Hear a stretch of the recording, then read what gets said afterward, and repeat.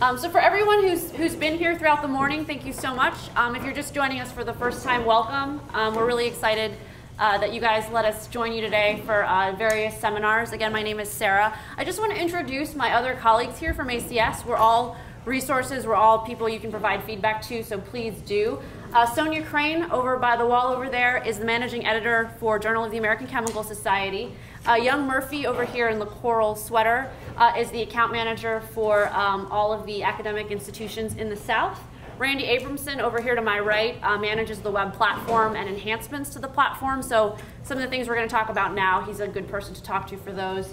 Hillary Wilmuth over here to the left is part of our marketing team, and I manage library relations and ACS on campus. So that's all of it. Oh, and Kirk is our video guy in the back. Wave, Kirk. Thank you. Okay. So we're going to go ahead and get started with a demo. You're going to have your sheet in front of you, and basically what I'm asking you to do is, as we go through the enhancements, if you can indicate whether you've heard of it, whether you've used it, and if maybe you'll use it now.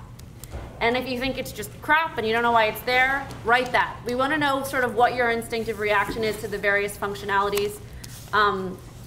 In tandem with our Journal of the Future discussion, you know, there's a lot of really cool things we can do with the website and with web tools. The question is, should we be doing those things, and where should we be channeling our efforts? So, first things first, I want to sort of figure out how we can make you more efficient, what the website can do to make you more efficient. We're going to cover searching, citation management, citation tracking, sending you information to manage that fire hose of information we talked about earlier, ACS network, ACS on social networking tools, and our iPhone and Android app.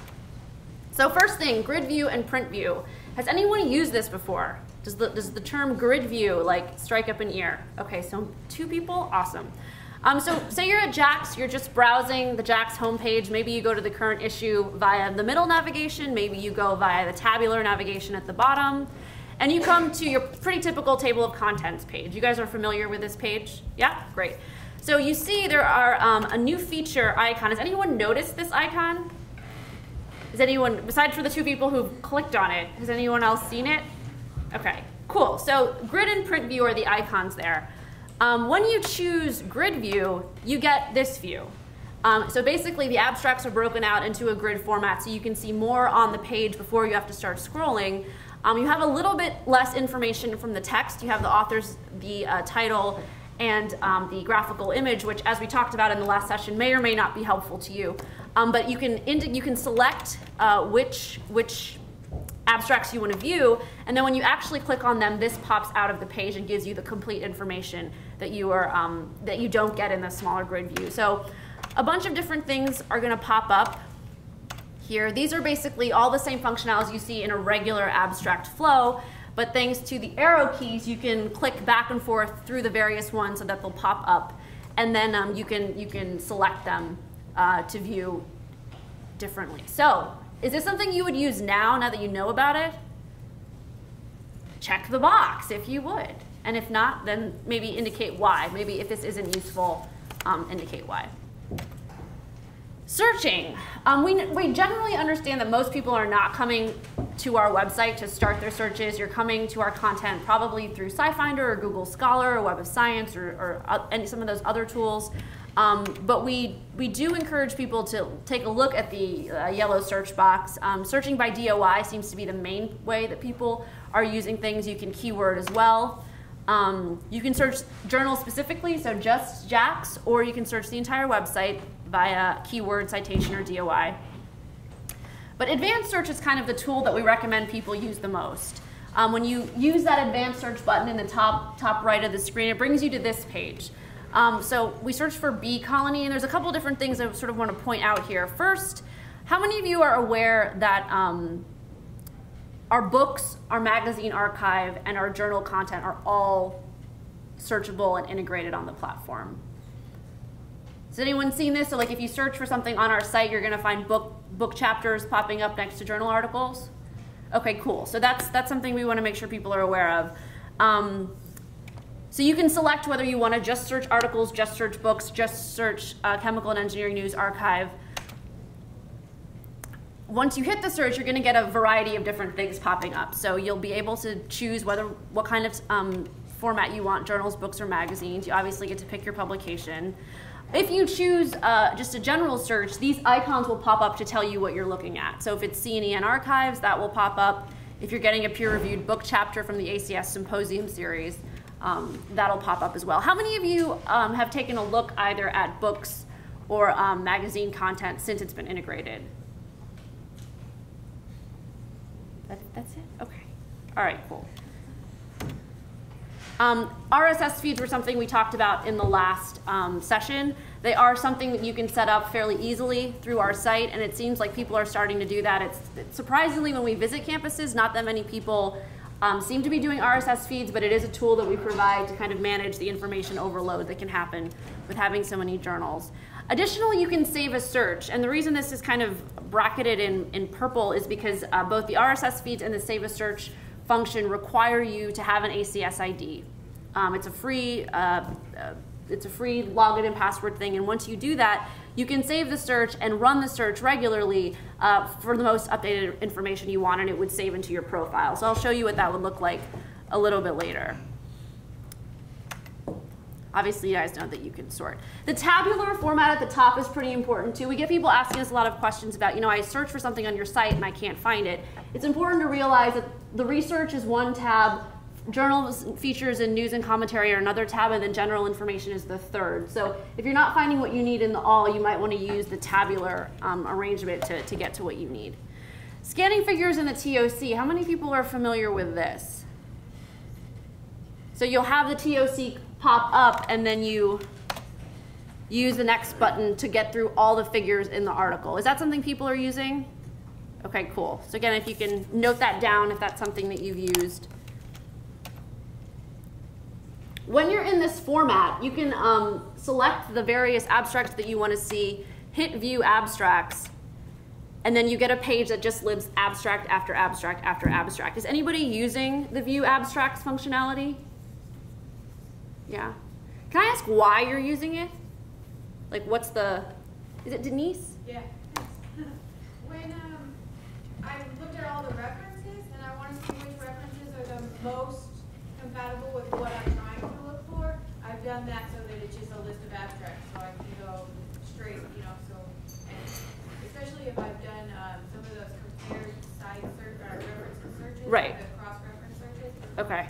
So I'll filter all these abstracts into cross-reference searches, and then it will let me pop up all the abstracts, and then I can search for them that way. Okay, cool. Anyone else want to speak to that? No? Okay. Yeah, Dave. So on the previous web page, okay, from there, if you would hover over the abstract and it opened up into an abstract, where the word abstract is, I think that would be more helpful, because once you click on abstract, then it opens up into that web page.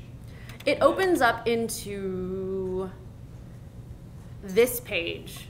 So it opened. Sorry. Comes out of nowhere. Yeah, so and then you have to go back to the web page. If you just, I think it would be good if you could just hover over the word abstract, and it opened up an abstract. So a mouse over function. Okay. And then you can move on. Okay. Now you have to click backwards. Well, interestingly, with the grid view that I showed you, which is going to be a lot of clicking back, but when the grid view pops out and you see that enlarged abstract, and then you click out of it, it remembers everything you've looked at, and it leaves you where you started. So I'll show you that later. But it's a fair point. There are a couple extra clicks than necessary. All right.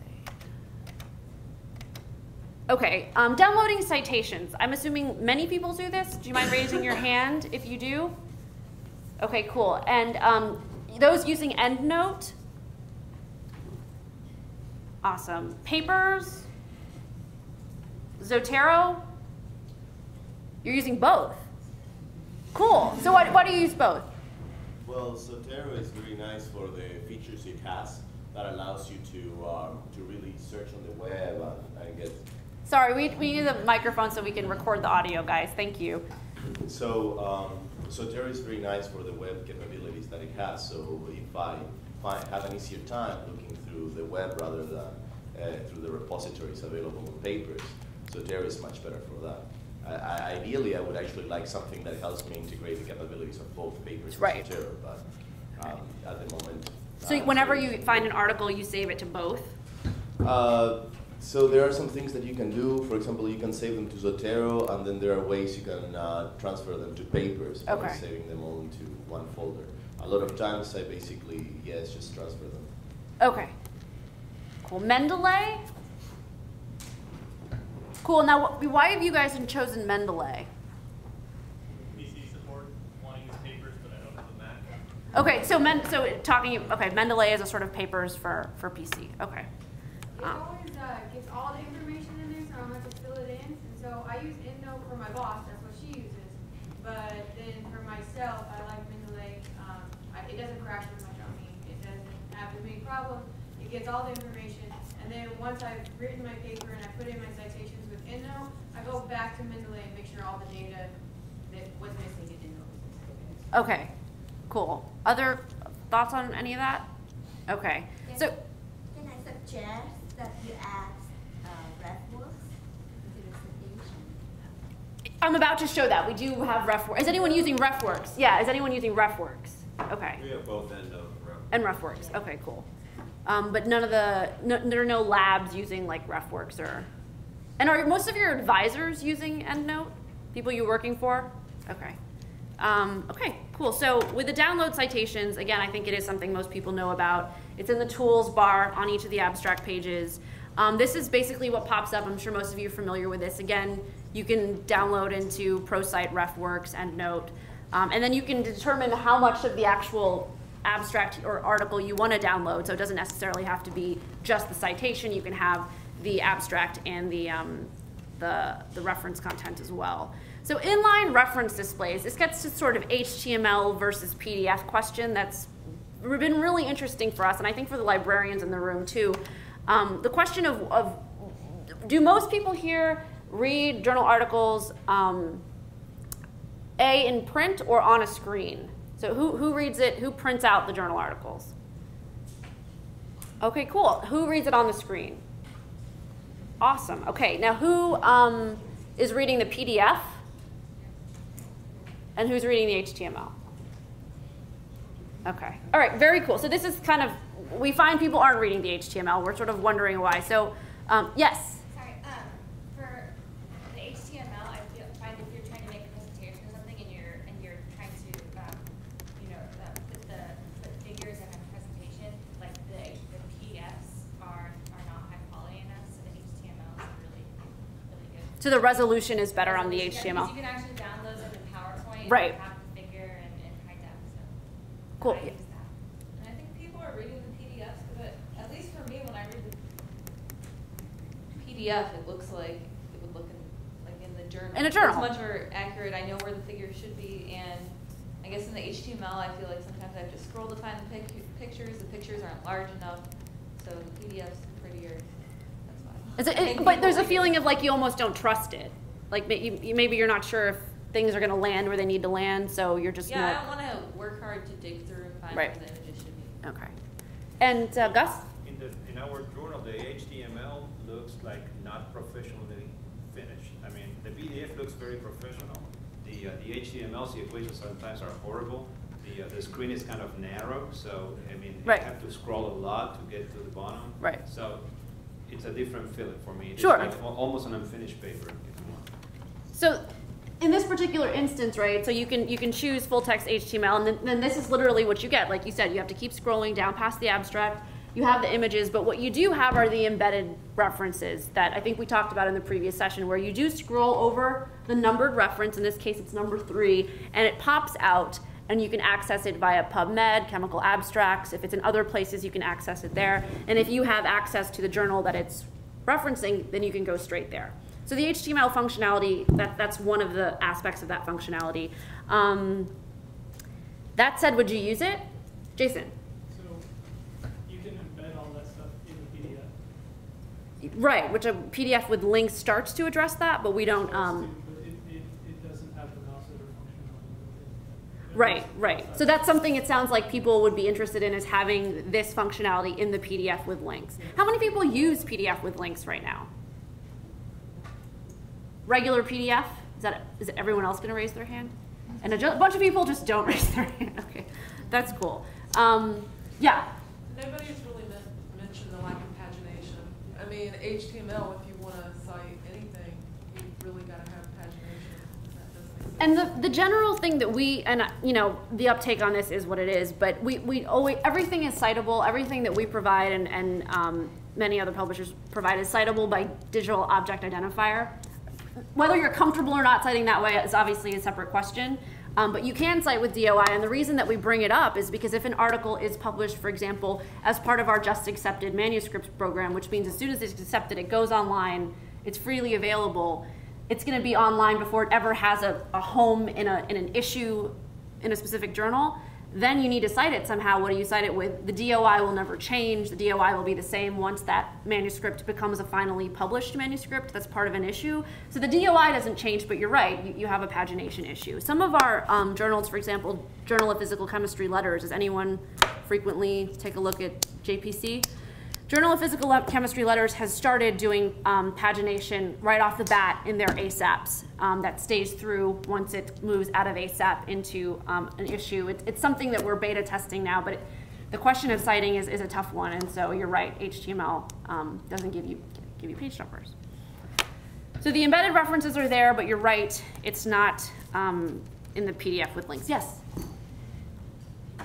Another advantage of the PDF is you can change the color background if you have the right kind of viewer, and when your eyes are tired, you can do the yellow that's a little paler than goldenrod, and that's actually better for your eyes. Oh, okay. And then, so you can scale that, and then of course, I have a Mac, so instantly I can have it read to me if I'm really tired or need to be amused. But the yellow color is nice. You either print it out that way or you just change the background, and so you can even use that on your iPod or iPhone or whatever that way too. It just makes reading easier. That's cool. I've never heard of that before. Thank you. Also, PDFs are very easy to annotate. I can Right. highlight, I can, Right. you know, make notations, you know, circle things on graphs, that sort of thing, and, you know, send them to my advisor, whatever, say, you know, pay attention to this. Thank you for bringing that up. So are a lot of people annotating PDFs on the computer? Can you raise your hands? Okay. Can I ask you in the back, what are you using to do that? Sometimes I like to send a PDF to a boss or to other coworkers that I think would find it interesting, and I like to highlight. And so you'll just highlight using like Adobe Acrobat or? Adobe Acrobat. Okay. Other people who are doing that kind of annotation online? Yeah. I use Goodreader on my iPad to annotate. So What's it called again? Goodreader, it's just a PDF viewer. Alas, I don't have an iPad, so I don't know about that. Okay, cool. Okay. Oh, I'm sorry, go ahead. Yeah, so I think many people put forward that technologies such as PDF are so popular is because they really relate a lot to print, and many people are comfortable with that. They were brought up using those technologies because that's what they are. For example, Ted Nelson, the guy that invented hyperlinks in the 60s, argued that we should kind of like get over that and, you know, being able to access information in a way that is non-linear. I think also PDFs, at least personally, I can save them. And you can save also entire HTML pages, but it's not the same. It's not the I same. think everyone agrees. And as they say, Yeah. it's hard. They are hard to annotate. Yeah. So I think those are some of the considerations. Also, you can change your entire. I mean, what they said about changing the background. Right. If you don't mind that the graphics are gonna look funny, you can also change your entire computer to change the contrast. That's something that the Macs have an option to the accessibility options. Yeah. I think there was a comment back there. Yeah. I don't usually read PDFs on the computer. I try to print them out, but sometimes if I'm in a rush, I use PDF application on my Kindle, which also highlights and creates annotations, and I find that extremely useful. Which, I mean, I can save the PDF, transfer it to my Kindle, and then read it off there. It's very useful. So are a lot of people doing that? They're manipulating PDF on a device. Would people raise their hands? People who are regularly manipulating? Okay, cool. Who just doesn't have a device? Call it what you will. Like, so everyone who's not raising their hand at the moment has some sort of device to manipulate, either to get your email, to look at the internet, some sort of smartphone, iPad, tablet type thing. I don't believe you, really? Okay, everyone who has a device, raise your hand. Like, hi. Wow, that's great. Cool. Most campuses, we get like not that many hands raised, so that's very cool. Yes? Are we allowed to save PDF and forward them? I'm sure you do. Are you sending us up? No, yeah, you are. Yep. I guess I'm just really a creature of habit. I've never even thought about using the other two. I mean, I've clicked on HTML if I'm not even sure if I want to download the paper at all. Right. But once I've decided I want it, I download the high-res PDF because it says high-res PDF. I don't even know what the PDF with links looks like. So Right. Is there anything that you lose with the PDF with links that, or is it just? My understanding is the resolution is different in the images. So the resolution within, I believe, with the PDF with links is not as high resolution as the high-res PDF. But perhaps other people can speak to Gus. I don't know. I'm being confused by that. Why don't we have a high-resolution PDF with links? And then You're the editor. You tell me. Yeah, it's good. Why do you? I don't make these decisions. And my opinion doesn't carry a lot of weight. What I heard is the No, that's very. I mean, yes, that's an excellent question. I prefer that. The PDF with link has a lot of links. You see the links in the middle of the text. So words and references will be underlined in blue, and that's kind of helpful for the eye annotation. So that's why probably it's not called a high resolution, because it doesn't look as good as the other one. So I heard the graphics were best in the HTML version. So if you want to use the graphics in a presentation, go to the HTML version, and if you want to read it, go to the PDF. The HTML version allows you to download into PowerPoint so that you have the proper citation of someone else's graphics. So I think in that respect, it's easier. Did you want to chime in on that? Well, I mean, it's not really in that. I just wanted to say, when I'm reading papers online, I do generally read them in the HTML version. If I'm going to print it, I like it in the PDF because then it Right, it you don't looks have like hundreds and hundreds of pages. But I mean, yeah.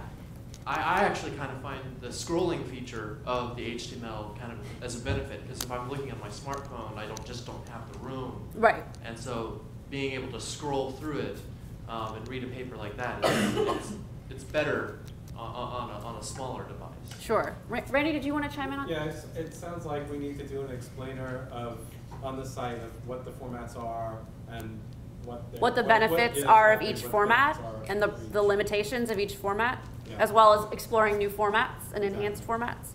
I just want to. Statistically, nobody's going to click on that. Right, we know that, but we need to provide the information nonetheless. I think it's a value to the people who would click on it. Yeah.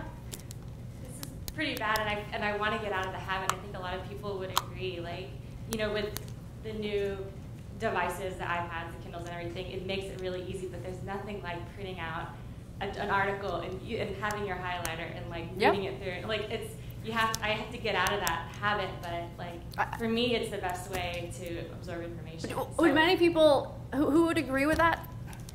I would agree with that. When I was in grad school, I printed everything. I mean, I think until we can do that on our iPads with a pen, yeah, and have it feel. With an iPad, it'd be much easier. But like.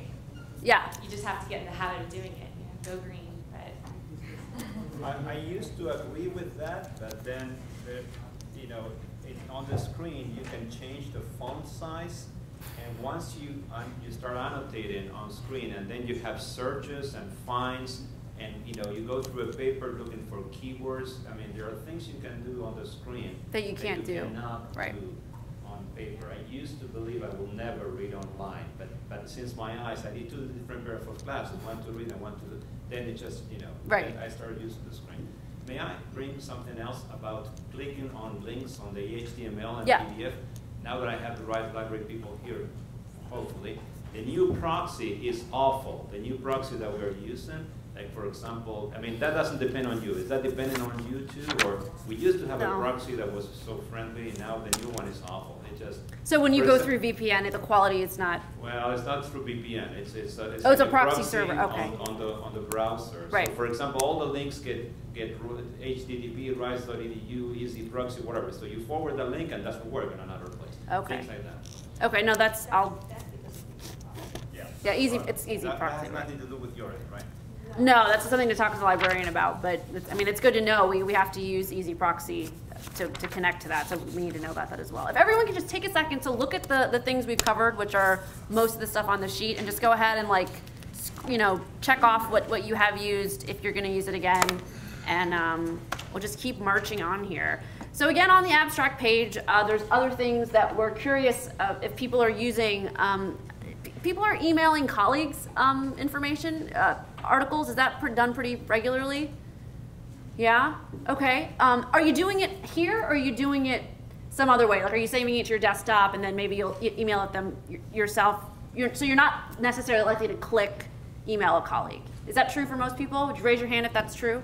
That's true. Interesting. Okay, cool. Anyone adding to favorites? How many people in this group have an ACS ID? Oh, awesome, that's great. Okay, so that would be a function that you have to have an ACS ID to do. Supporting info is there. We are integrating more and more with SciFinder. How many of you use the SciFinder integration, the linking? Is this the first time anyone's seeing this for the first time? Raise them high, this is really important for us to know. Okay, cool. Did anyone know, has anyone seen this before today? Have you used it? So you need the password ID, right? I mean, you can't just... Yeah, you have to, unless you have this special thing, I'm not sure what it's called, that would take you straight through. You do. So you can't get it directly? No, you still have to, yeah. Okay, most institutions don't they have institutional subscriptions to SciFinder, or? You still have to have an individual's. All users to SciFinder have an ID and login, right? Yeah, but it's separate, like it's separate from what you need to authenticate into a library system. It's completely unique to SciFinder. You have to have, so essentially you would need two. Yeah, I know I have one but that's because I'm an editor. But that's the question. I'm not sure. I mean, who can use that? Yeah, we don't have password that takes us in or login ID to access SciFinder.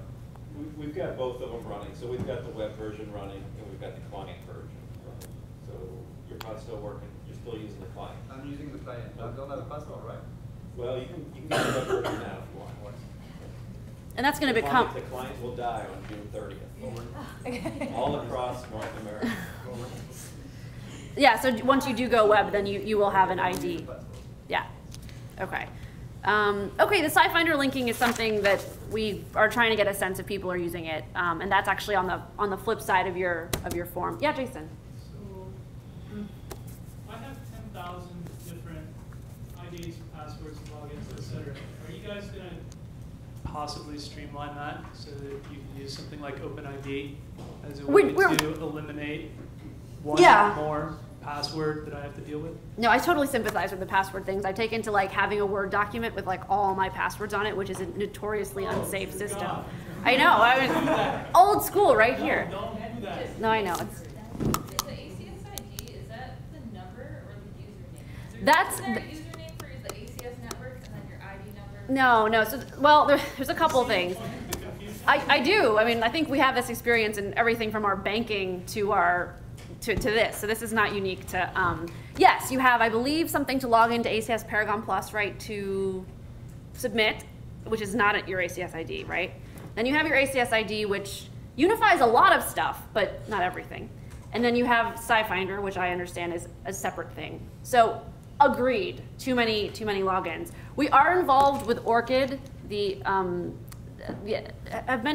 Have people heard of this? This is the idea of giving individuals a number rather than their name, so that the 900 Jane Smiths are sort of disambiguated, and we know that 101 is Jane Smith here and 102 is Jane Smith over there. So that's getting, Web of Science is coming up with something, and then this group called ORCID is coming up with something as well. That's something we're working with and are affiliated with, but I'm sure you can begin to see that how very difficult that will be to implement when we do. So the short answer is no.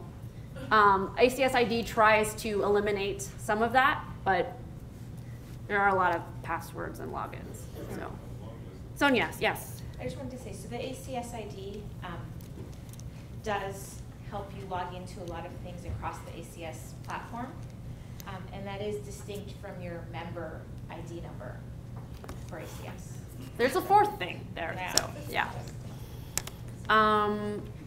Okay, which where are we at here? Oh, citation alerts. Okay, how many people are signing up for these? Are people familiar with this functionality? So if you say you published something, or you want to track an article and see how often it's cited, you can sign up for citation alerts, and every time it's cited, you will get an email letting you know that it's been cited. So you again need an ACS ID to do that. You'll save the preferences, and then you will get an email every time that happens. You can also track who's citing your work. So say you're in JAG Food, this is your article. You can go to citing articles, which then brings up this page, which lists the most recent stuff. And then if you hit view all 23, a list will be provided. Is anyone using this functionality? Is anyone? Awesome. Is this new to anybody? Cool. All right. Cool. So again, if you can just indicate that on the form, that would be awesome.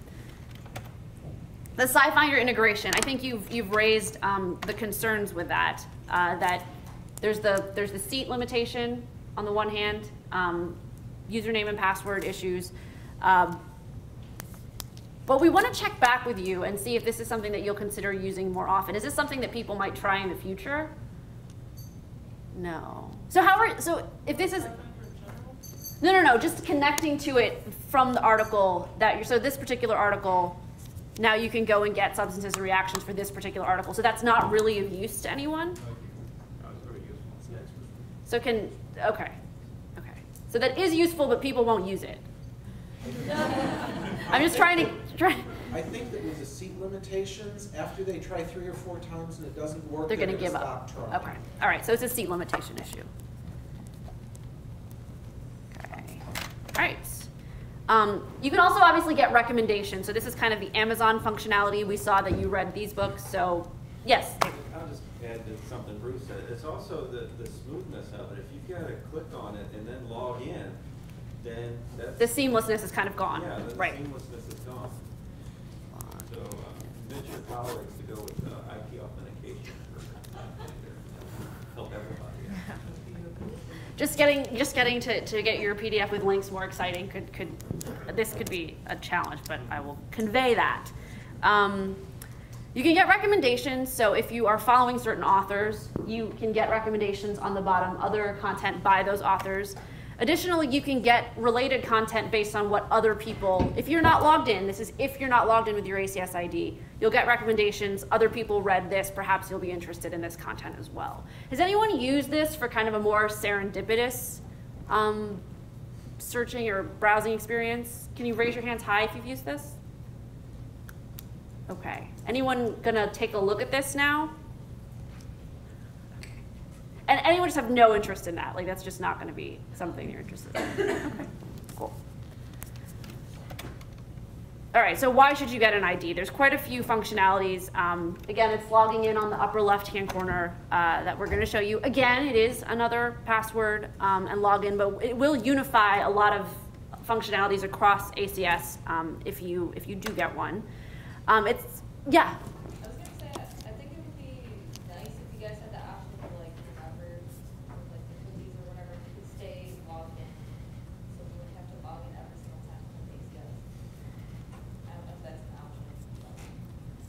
You mean so like when you navigate to away from our site, when you come back? When I open my browser up again, like I'll still stay logged in.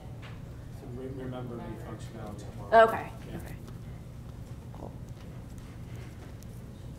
So again, the things that you can do are signing up for email alerts, which I think a lot of you do already. You can save the searches, so if you know you're repeatedly going to run searches, once a week, once every couple of weeks, you can save them so you're not repeatedly doing them. You can manage content. If you do have favorite content that you're going back to frequently, you can tuck it away so you're, again, not rerunning searches. You can also get recommendations based on your use. So basically the system will start to recognize your user habits and personalize recommendations based on the way that you're navigating through the site.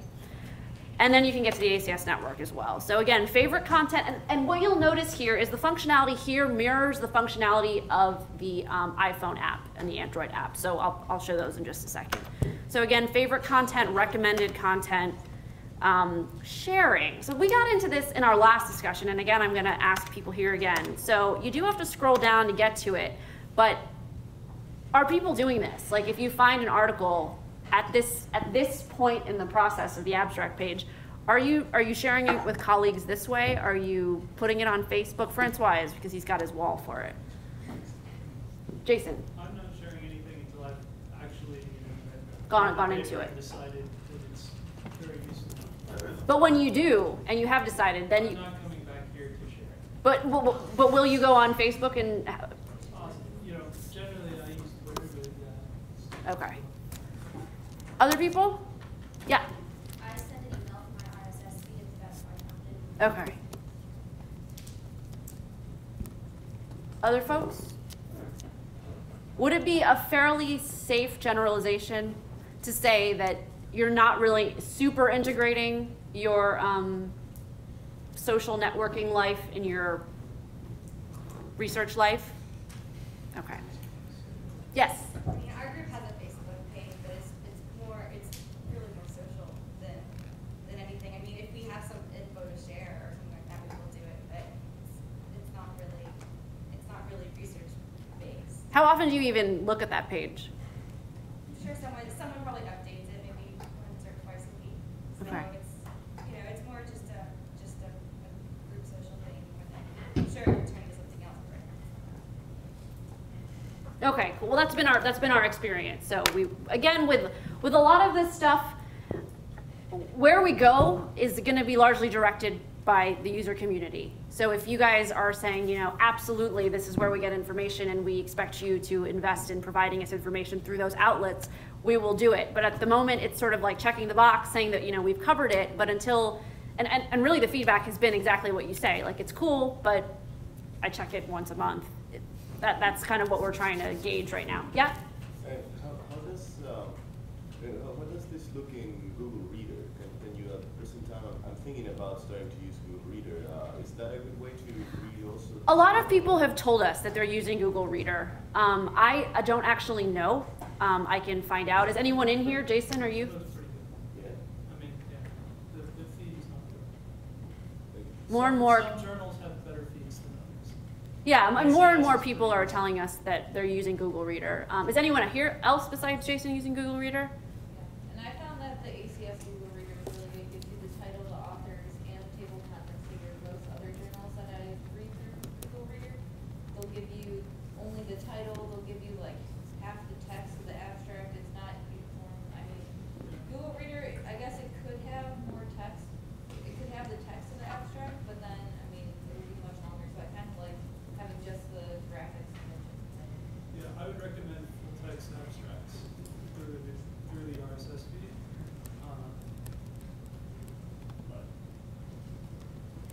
Okay. But ACS actually has one of the better. Yay, good. Yeah.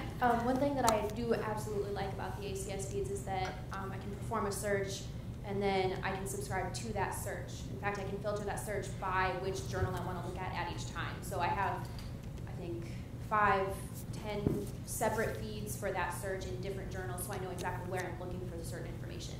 It's extremely helpful, and I wish that certain unnamed other journals would do the same thing. Cool. Thank you. Thank you. I'm glad that's. Oh, I'll be quick because I know we have to wrap up soon. Thank you. Thanks. Yeah. So we are on Facebook and Twitter. You may not care. We understand if you don't. But again, this is one of those things where JACS has a Facebook page. Journal of Physical Chemistry has a Facebook page. We do disseminate important stuff relating to the journal, relating to events surrounding the journal, relating to content in the journal, but again, we're trying to get a sense of who's actually reading it, who's clicking on it. Yeah. I'm gonna say I think you guys do a really good job with your Facebook pages because you're not overfilling it with tons of papers and just like everything that's published, you're not posting it. And it is being treated as more of a social outlet for, like, I can get interesting information about chemistry, like when you guys have molecule leak or like when you have the identify this picture, so more of like, oh, I'm interested in chemistry, but it's not a source of information. Right, it's not Web of Science So for I you think or something guys else. are doing a good job with that. Thank you. Great. The last thing I want to show you before we wrap up, and I can demo the app later. I'll drop that off. I can demo that later.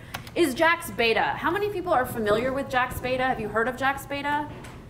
Okay, cool. So JACS Beta, and this is actually something Sonia's been really involved in from day one. It's sort of our sandbox for testing out stuff that we're thinking about going live with for some of the journals or all of the journals.